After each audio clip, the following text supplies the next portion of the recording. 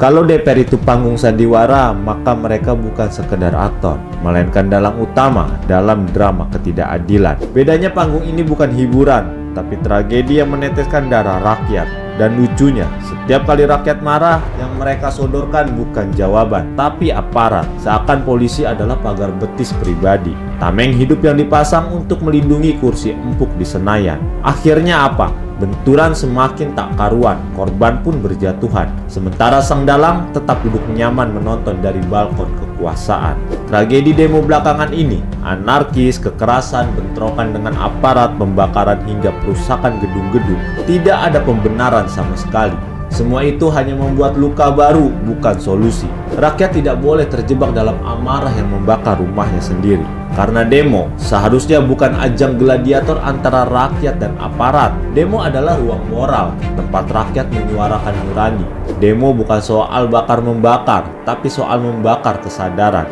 Bukan soal merusak fasilitas, tapi soal meruntuhkan kebijakan yang timpang.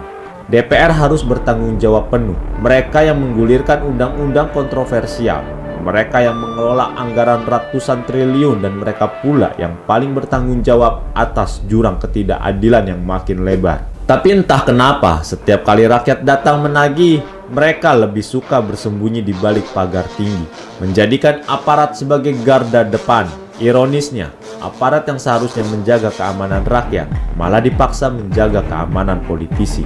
Catatan Kontras menunjukkan sepanjang 2024 hingga pertengahan 2025 terjadi lebih dari 120 insiden kekerasan dalam aksi unjuk rasa di berbagai wilayah Indonesia. Angka ini bukan sekedar statistik, tapi potret nyata betapa aspirasi rakyat seringkali berujung pada gas air mata dan luka fisik.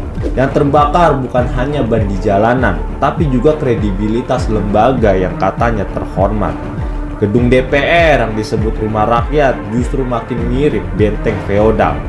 Rakyat dibiarkan di luar, dijaga ketat aparat, sementara penghuninya tak pernah benar-benar mau mendengar. Rakyat berhak marah, tapi amarah itu harus terarah. Perubahan sejati lahir bukan dari anarki, melainkan dari kesadaran kolektif yang konsisten.